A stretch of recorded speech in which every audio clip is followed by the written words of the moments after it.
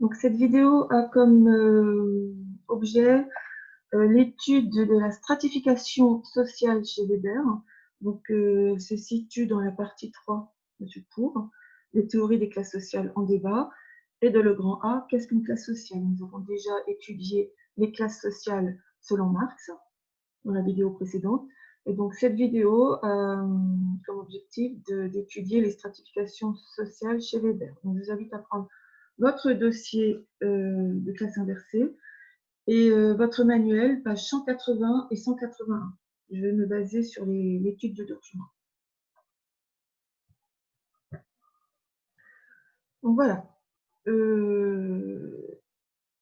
pages de votre manuel que je vous avais proposées à l'étude. Donc la stratification sociale chez Weber. On vous dit, Max Weber propose une lecture de la société différente de celle de Marx en termes de stratification sociale.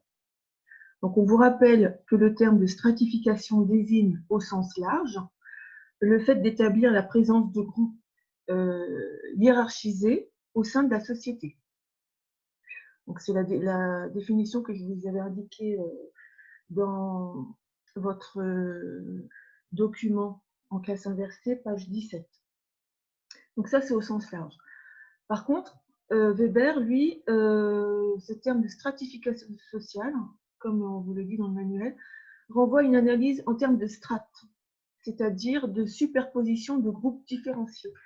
Et le terme de strate, je ne sais pas si vous l'avez étudié en SVT, notamment en géologie, c'est très parlant quand on voit une couche géologique, ou même oui, une couche géologique. Et alors, j'ai été chercher dans le dictionnaire, Larousse, je vais te faire de la pub, mais je vous incite vraiment à l'utiliser lui ou un autre si vous voulez, mais celui-là, je sais qu'il est très sérieux. Donc, quand on regarde dans le dictionnaire, en géologie, on vous dit couche de terrain sédimentaire différente des dépôts inférieurs et supérieurs. Et quand il y a une coupe du sol, on voit bien les strates, les différences de niveau. C'est un petit peu à ça dont Weber se réfère à ça. Superposition de groupes différenciés. Ayez cette image en tête du groupe sédimentaire, de la coupe sédimentaire d'un terrain. Alors, le manuel, donc je vous ai demandé de travailler le document 1, page 180. Donc, je vous laisse arrêter la vidéo si vous voulez reprendre la lecture du document. Et une fois que vous avez lu le document, vous pouvez réenclencher la vidéo. Donc, je corrige. Donc, quels sont les trois ordres qui composent la structure sociale chez Weber? Donc, pour lui, on a l'ordre économique. Donc, on vous dit mode et distribution de biens et de services. Ordre économique. C'est ce qui rapproche des classes sociales. Donc, pour lui, les classes sociales, ça correspond à l'ordre économique, mode de distribution des biens et services. Ensuite, vous avez l'ordre social, et là, ça correspond au groupe de statut, le statut étant la place qu'occupe une personne ou un groupe dans la hiérarchie au niveau du prestige social. Et ensuite, l'ordre politique, donc mode d'organisation de la compétition pour le pouvoir. Et là, il le rattache au parti politique. Donc, oui, Weber, j'ai oublié de vous le dire, c'est un économiste et un sociologue allemand. On vous indique ça dans le manuel. Il est considéré comme l'un des pères fondateurs de la sociologie. Donc, c'est un auteur que vous allez retrouver très, très régulièrement en sociologie. Si vous continuez les études en sociologie, voire même en économie, vous le retrouverez. Ensuite, on vous dit, sur quoi l'appartenance à une classe sociale chez Weber se fonde-t-elle? Donc, l'appartenance à une classe sociale va se fonder, pour Weber, repose sur deux critères. D'une part, l'appartenance à une classe de production. Donc, appartenance à une classe de production, c'est-à-dire la possession des moyens de production. Donc là, c'est quelque chose qui se rapporte quand même beaucoup à l'analyse de Marx. classe sociale, comment l'individu se situe par rapport aux moyens de la possession de moyens de production. Et le deuxième critère, c'est l'appartenance à une classe de possession. Donc, l'accès à un ensemble de biens. Donc ça, c'est pour les classes sociales chez Weber. Ensuite, alors la troisième question, je ne vous l'avais pas indiqué, mais je peux quand même y répondre à l'oral là. Qu'est-ce qu'un point de vue nominaliste? Alors, le point de vue nominaliste en sociologie va plutôt partir sur l'idée que les catégories théoriques n'existent pas forcément dans la réalité. Et notamment les classes sociales correspondent à un moyen de classement qui est réalisé par le sociologue. C'est un moyen de classement réalisé par le sociologue. Mais il part du principe que ce n'est pas forcément une réalité de terrain. Alors que Marx, lui, part du principe que les classes sociales existent dans la réalité. Pour Marx, c'est le point de vue réaliste et Weber, le point de vue nominaliste. Donc, dans ce document, ce qui est vraiment important, et il me semble que je vous l'ai mis dans la correction et je vous l'ai indiqué si vous avez imprimé le document de classe inversée, vous avez ce tableau-là, qui est important de connaître. Alors, avant de terminer sur ce document, j'ai oublié de faire le point sur ce mot-là, les postulats. Dans la première phrase, on vous dit une analyse en termes de stratification sociale qui refuse les postulats de Marx est proposée par Weber dans son ouvrage L'économie et société en 1921. Donc, les postulats, c'est un mot que vous ne connaissez pas forcément. Pareil, définition du Larousse. Un postulat correspond à la proposition que l'on demande d'admettre avant un raisonnement que l'on ne peut démontrer et qui ne saurait être mis en doute. C'est-à-dire un postulat, les postulats de Marx, donc étant qu'il y a deux groupes, deux classes sociales prépondérantes de la bourgeoisie et la classe ouvrière, et qu'il y a conflit systématiquement, que c'est dans la réalité et que pour en terminer avec ces inégalités et ces classes sociales, il part du principe qu'il faut qu'il y ait une lutte des classes et que la bourgeoisie disparaisse. Donc ça, ce sont les postulats de Marx. Donc c'est ce que Marx demande d'admettre pour que sa théorie fonctionne, si vous voulez. C'est en sciences, un postulat, par exemple, en maths. Où je vous dis 1 et 1, 1 plus 1 égale 2. C'est un postulat. C'est qui est-ce qui a démontré que 1 plus 1 égale 2? Quand j'ai fait des études en mathématiques d'un bon niveau, je me rappelle avoir eu un professeur qui nous a montré que 1 plus 1 est égal à 3. Alors, je ne sais plus comment, hein, on ne peut plus, mais nous, on l'a regardé, il est fou, lui, pourquoi non, 1 plus 1 égale 2. Et en fait, ça, c'est un postulat. Donc, il y a beaucoup de sciences qui partent de postulats de base. C'est-à-dire quelque chose, une hypothèse que l'on imagine juste, et on s'appuie sur cette hypothèse pour avancer dans la science. Et après, au fil du temps, au niveau des sciences, soit ils vont réfuter les postulats de base, soit ils vont les démontrer. Oui. Je vous rappelle un petit point sur la science, parce que là, on parle de chercheurs. Bon, Marx, c'était un chercheur en économie, en sociologie, un philosophe. Bon, après, c'est vrai qu'il avait aussi parti pris politique, il est devenu politique, mais à la base, c'est un scientifique, Weber, c'est un scientifique. Et toute la communauté scientifique, quel que soit l'objet d'étude, que ce soit en économie, en sociologie, en sciences politiques, et même en géologie, tout à l'heure, je parlais de la géologie, en biologie, etc. Toutes les sciences, il faut bien se rappeler, d'une part, qu'il y a des postulats, certaines hypothèses qui ne sont pas démontrées, qui ne peuvent pas être démontrées, mais qui tendent à être démontrées. Alors, pas toutes. Il y a certaines sciences qui n'ont pas de postulat, qui ne s'appliquent pas sur des postulats. Ensuite, tous les chercheurs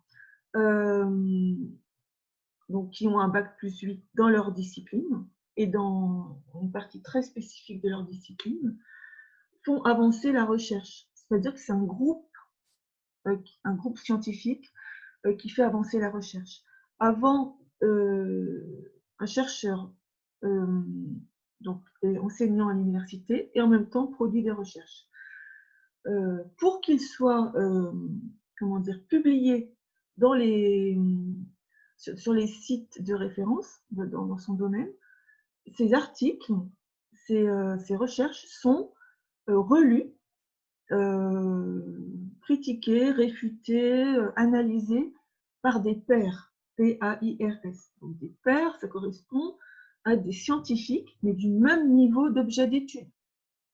Par exemple, si vous avez un sociologue qui est spécialisé dans l'étude des classes sociales, qu'il produit un article, il va être relu, critiqué par des scientifiques, donc des sociologues qui étudient eux-mêmes les classes sociales.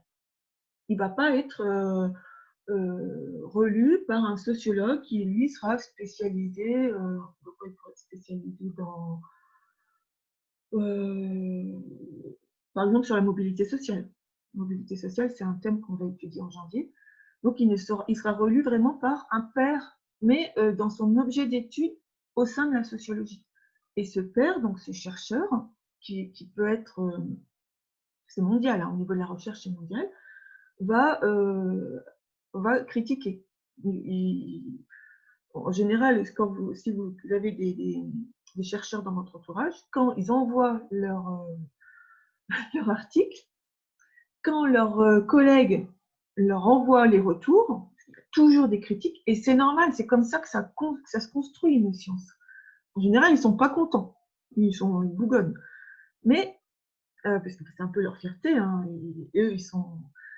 Mais du coup, ils vont observer les critiques ou les remarques de leurs confrères, et ils vont observer leurs travaux sous un autre angle. Et souvent, j'ai remarqué que ça leur permet de voir sous un autre angle leur travail, leur approche, et ils sont plus justes.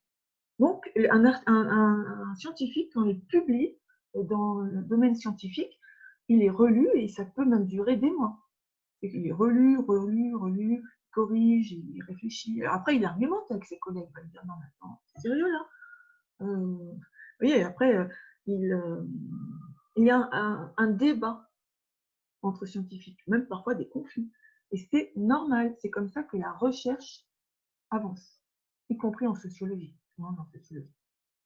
Donc c'est ça aussi qui est vraiment important. Donc, et pour finir là-dessus, les scientifiques, quand ils vont faire des recherches, au départ, ils ont une hypothèse.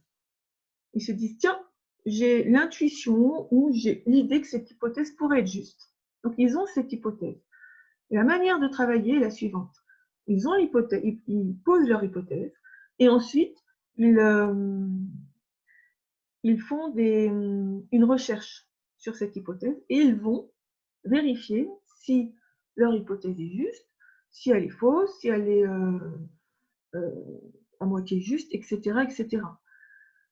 Donc, intellectuellement, ils doivent absolument avoir cette honnêteté intellectuelle pour être crédibles dans le domaine scientifique. Et ensuite, j'ai également remarqué, en lisant et en écoutant pas mal de conférences, parfois, donc, ils ont une hypothèse, et au cours de route, quand ils font leur recherche, ils débouchent sur autre chose. C'est-à-dire, ils vont trouver une nouvelle approche. Leur hypothèse sera invalidée, parce qu'éventuellement elle est fausse, mais ils vont du coup, par ce travail-là, observer quelque chose d'autre, même parfois de surprenant. Voilà, donc mon petit point science est terminé. On va passer sur un autre document. Donc le document suivant est le document 2 page 180 de votre manuel. Donc, là, ce qui est important, c'est vraiment l'étude de la stratification sociale. Donc, selon Weber, donc on est dans le troisième critère, donc l'ordre social. Donc, on a vu que pour lui, la stratification sociale, c'était le fait d'analyser la société en termes de strates, c'est-à-dire une superposition de groupes différenciés. Et lui, donc Max Weber, analyse donc cette stratification en ajoutant donc l'analyse des groupes de statut. Alors, je vais essayer un nouveau truc. Donc, vous voyez, il vous parle de groupe de statut. Voilà, je suis presque arrivée. Donc, groupe de statut. Nouveau programme en SES. Alors, je l'ai barré.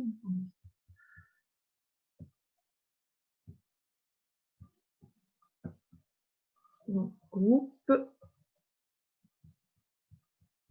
Je vais y arriver. Hein.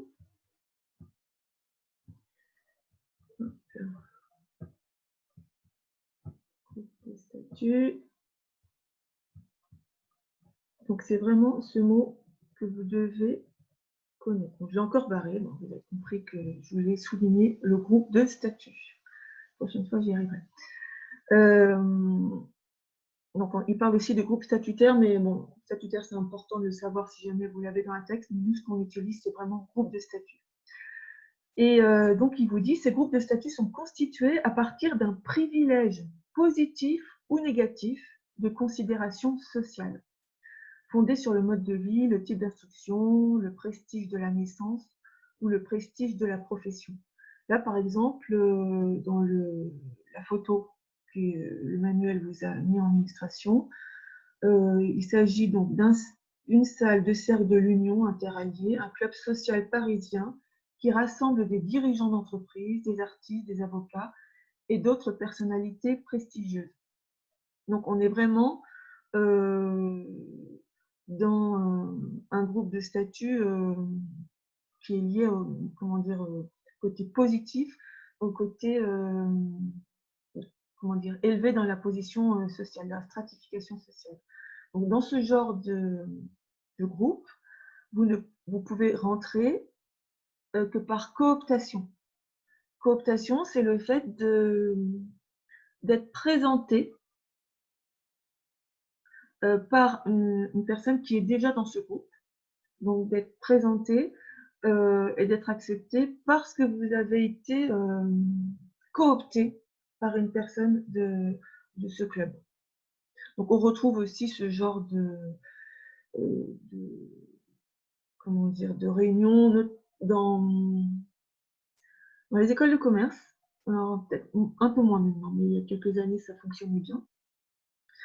Vous retrouvez ça aussi, tout ce qui est Rotary, Lyons, etc., etc. Il y en a énormément. Donc là, ce sont vraiment des groupes qui sont fondés sur le prestige social. Pour ceux et celles que j'avais en seconde et en première, alors pas comme en seconde, je n'avais pas pu leur faire ce cours-là, mais en première, je vous avais fait étudier le documentaire Besma et Mocassin sur les rallyes mondains. Donc là, on est aussi typiquement au niveau de la stratification sur des groupes de statut qui sont élevés dans la société. On retrouve aussi les statuts, il n'y a pas que la naissance qui permet d'obtenir un statut élevé. Vous avez aussi le prestige de la profession. C'est-à-dire que certaines professions comment dire,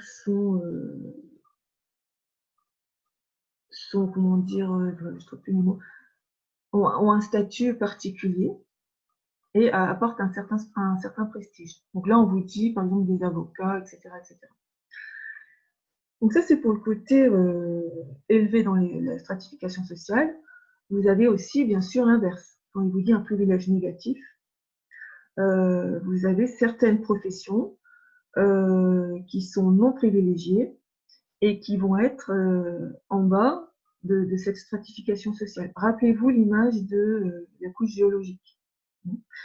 Donc lui, Weber, il vous dit donc, de façon complémentaire, je retente mon expérience avec mon crayon. De façon complémentaire, les membres des classes de production non privilégiées, typiquement constituées de travailleurs, ont de grandes chances d'être membres de groupes de statut non privilégiés. Voilà comment Weber analyse ces strates. Ensuite, on vous explique que par exemple, ces deux catégories vont se distinguer par leur mode de vie, qui sont différenciés en termes de prestige, notamment logement, vacances, etc. etc. Le confinement, nous sommes dans la période de reconfinement, et le premier confinement avait déjà montré cette différence en termes de mode de vie. C'est bien plus simple d'être confiné dans une grande maison avec un jardin que d'être confiné dans un appartement dans lequel les parents et les enfants sont comment dire, ont très peu de place. D'ailleurs, c'est pour cette raison que les écoles ne sont pas fermées pendant le reconfinement. Espérons que ça dure. Pour justement ne pas accentuer les différences. On est vraiment dans le cadre de secours. C'est-à-dire que les élèves, les lycéens, non pas c'est pendant le confinement, les lycéens qui avaient leur bureau, leur internet, une tablette, leur téléphone, une connexion qui était fiable pour les classes virtuelles, des parents qui étaient soit en télétravail, mais chacun de leur côté, ou qui travaillaient à l'extérieur, ont pu, comment dire, suivre tout à fait correctement, et pour certains même beaucoup plus. Tandis que d'autres élèves qui logent donc dans une grande maison à la campagne, là pour ce coup-là, ils n'ont pas de souci de place, mais néanmoins, ils ont un souci d'Internet. Je me rappelle d'élèves, et notamment j'en ai encore une cette année en terminale, qui souhaitaient suivre mes classes virtuelles en direct, mais qui ne pouvaient pas, parce que son Internet ne fonctionnait pas. D'ailleurs, c'est pour cette raison que cette année, je change mon fusil d'épaule, je fais des vidéos pour tout le monde, parce que je sais d'expérience que vous allez tous pouvoir télécharger. Ce sera plus simple. Et de temps en temps, je mettrai en place des classes virtuelles en direct, mais plus pour répondre aux questions. Et là, c'est exactement la même chose, c'est par rapport aux différences de mode de vie. Bon, alors après, vous avez donc l'élève qui est au fin fond de la campagne en Nord-Isère qui n'a pas Internet. On a tous vécu, hein, du style, pour téléphoner, il faut monter en haut du jardin parce que sinon ça passe pas. Certains élèves qui le vivent, certains profs aussi. Moi, cette année, là où j'habite, j'ai la chance d'avoir un bon réseau, mais ça m'est déjà arrivé d'habiter dans ce type d'endroit. Et par rapport à ça, on est vraiment dans un mode de vie non privilégié. Et après, vous avez aussi certains élèves qui sont dans des appartements, qui n'ont pas forcément une chambre pour eux, ou qui n'ont pas de bureau, ou alors si vous avez les parents qui sont en télétravail, il n'y a pas suffisamment de postes, etc., etc.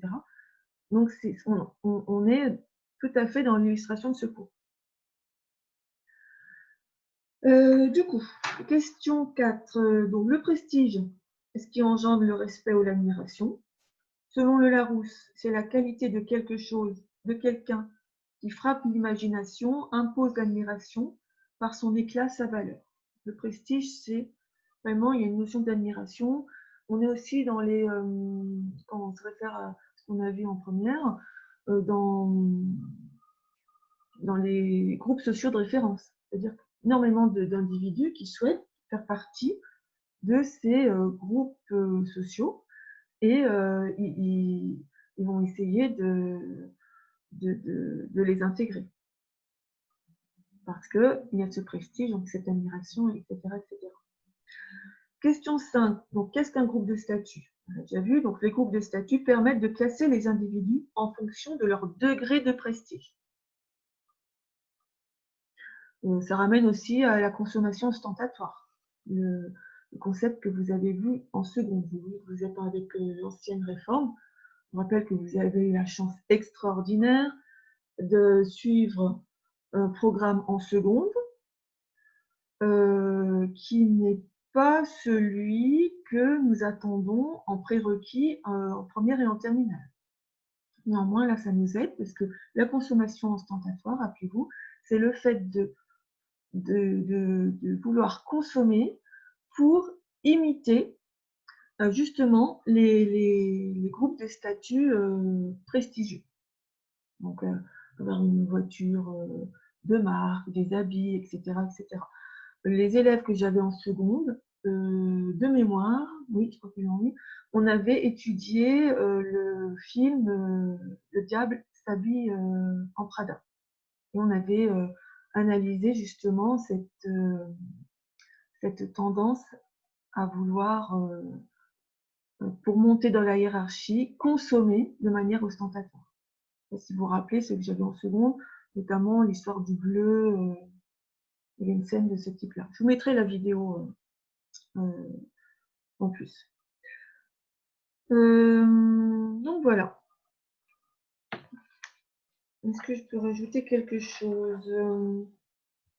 Donc le classement est établi à partir du prestige attaché au mode de vie, à la naissance, à l'éducation et à la profession.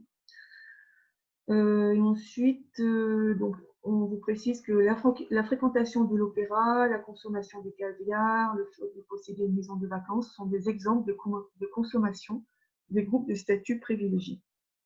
Voilà, donc c'est ce que je vous expliquais tout à l'heure. Bien évidemment, si vous êtes confiné ou reconfiné, alors maintenant avec le reconfinement, vu que les enfants sont scolarisés, les familles ne sont pas parties dans les maisons secondaires, mais au premier confinement, il y a beaucoup de familles qui sont parties dans leur résidence secondaire. C'est pas du tout la même chose. Sauf si, je rigole, parce que je l'ai entendu, sauf si vous vous retrouvez dans votre résidence secondaire et dans lesquelles vous n'avez pas un débit internet suffisant. Là, c'est un peu bête. Mais c'est marrant. Voilà. Du coup, sur les 2 documents que je vous avais demandé, j'ai fait cette correction. Je vais néanmoins vous parler du document 3, page 181. Donc, je vous invite à le regarder et je vais le commenter. Donc, dans ce document 3, page 181 de votre manuel, on va évoquer le prestige social et le pouvoir politique. Donc, je vous rappelle que l'ordre politique, donc pour Weber, il y a 3 ordres pour qualifier comment dire, la stratification sociale. Vous avez l'ordre économique, donc par rapport aux classes sociales, l'ordre social, donc les groupes de statut, et ensuite l'ordre politique, et il rattache ça aux partis politiques. Là, dans ce document, vous avez un mélange des deux, c'est-à-dire le politique et le social. Alors, d'une part, vous avez sur cette photo, donc Angela Merkel, qui est donc la chancelière de l'Allemagne. Elle a été élue démocratiquement. Elle exerce donc un mandat politique lié à son élection. Au niveau de la légitimité, c'est la légitimité de la démocratie et du vote. Ensuite, vous avez Elisabeth II, donc reine d'Angleterre, qui est donc qui appartient à la monarchie, qui est le chef d'État anglais, mais c'est très particulier dans le sens où c'est le chef d'État, mais elle a peu de pouvoir. Elle a peu de pouvoir, mais elle en a quand même. Et ce sont les premiers ministres qui sont élus au suffrage universel qui mettent en place les politiques économiques, sociales et militaires dans ce pays. Mais néanmoins, c'est quand même elle le chef de l'État, donc elle a un prestige social, parce qu'au niveau des stratifications sociales en Angleterre, vous avez personne au-dessus d'elle. D'ailleurs, l'hymne national en Angleterre, c'est God Save the Queen. Bien évidemment, quand tout le monde entonne ce chant, elle, elle ne chante pas. On ne va pas célébrer sans SACEM. Vous voyez, donc dans le prestige social, dans les stratifications sociales, groupe de statut, la reine d'Angleterre en Angleterre est la plus élevée. Ensuite, dans le monde, si on se réfère à la reine d'Angleterre, elle a un prestige social, mais qui est plutôt lié à une sorte de curiosité. Mais néanmoins, elle est toujours dans une stratification sociale élevée. Après, ça va dépendre des pays. Et ensuite, vous avez donc Angela Davis, on vous dit que c'est militante communiste. Donc, militante communiste, ça se réfère à la pensée de Karl Marx, elle était classe, etc., etc. Actrice du mouvement des droits civiques aux États-Unis. Et là, elle prend la parole au cours d'une manifestation contre la peine de mort le 4 juillet 1974. En fait, cette femme est, comment dire, alors je me rappelle, elle a été, c'était un docteur. Elle venait d'un milieu social défavorisé, donc milieu, elle avait peu de moyens, etc., etc. Elle a réussi à aller à l'université, ensuite obtenir un doctorat, il me semble, et après elle a pu enseigner. Je ne sais plus dans quelle université. Elle a fait aussi des études à Paris, à la Sorbonne. Elle a été aussi en Allemagne dans les années 60. Et ensuite, elle a fait partie du mouvement des Black Panthers aux États-Unis. Donc, c'est un mouvement qui a été pour, comment dire, la libération. C'est le mouvement noir américain. C'est-à-dire le fait que c'est un mouvement qui prônait l'égalité entre les blancs et les noirs, donc discrimination raciale. Et elle, par contre, aller plus loin. Alors, je ne suis pas spécialiste dans ce mouvement noir américain. Il y a un documentaire sur Arte, j'essaierai de vous le regarder, de vous envoyer des extraits intéressants. Mais néanmoins, Angela Davis, c'était une militante communiste. Donc, elle partait du principe qu'il fallait qu'il y a une lutte entre les classes sociales, donc le prolétariat et la bourgeoisie, de manière générale. Elle avait compris qu'il fallait intégrer tous les milieux, et y compris qu'il n'y ait plus de discrimination raciale. Donc, elle était aussi pour le fait de rapprocher les groupes sociaux, donc les Noirs et les Blancs aux États-Unis, et aussi elle prenait l'égalité homme-femme. Donc, pour elle, au niveau la lutte communiste, si vous voulez, partait de tout ça, communiste, et elle voulait tout englober. Pour elle, ça pouvait réussir qu'ainsi. Donc, elle a fait partie du mouvement des Black Panthers, qui était quand même un mouvement assez dans la lutte. Il y a eu, comment dire, je ne sais pas si c'est un hold-up ou une prise d'otage, et elle a été accusée par le FBI d'avoir fourni les armes. Elle a été condamnée à mort en 1972. Il y a eu un tollé au niveau international. Elle a, elle a réussi, il y a eu un mouvement en sa faveur. Elle a réussi à démontrer qu'il y avait une manipulation de machination du FBI. Parce qu'en fait, elle était trop dangereuse, dans le sens où elle ne restait pas cantonnée dans un mouvement. Elle voulait englober tout. Vous voyez, les hommes, les femmes, les noirs, les blancs, et avec cette idée de diminuer les inégalités. Donc, elle était très surveillée. Donc, elle a été, sa condamnation a été annulée par parce que la machination de l'AI a été démontrée. Et depuis, elle milite, elle écrit, et elle a énormément de charisme. Donc elle, son prestige, c'est pas du tout lié à sa naissance, parce qu'elle est née, dans le niveau stratification sociale, elle est née, comme on dit, en bas de l'échelle, ce qui est un terme qui est, alors là, je fais un jugement de valeur, et même si ce terme est un jugement de valeur, c'est un terme qui est relativement horrible, mais on l'entend souvent. Donc, c'est-à-dire que là, Weber va dire qu'elle est née dans, si on reprend le texte, dans une classe sociale de production non privilégiée, et c'est un groupe de statut qui sera constitué à partir de privilèges négatifs. Oui. Et par contre, elle a réussi cette ascension sociale, qui est relativement rare, mais elle a réussi grâce à l'école, grâce à l'université, etc., etc.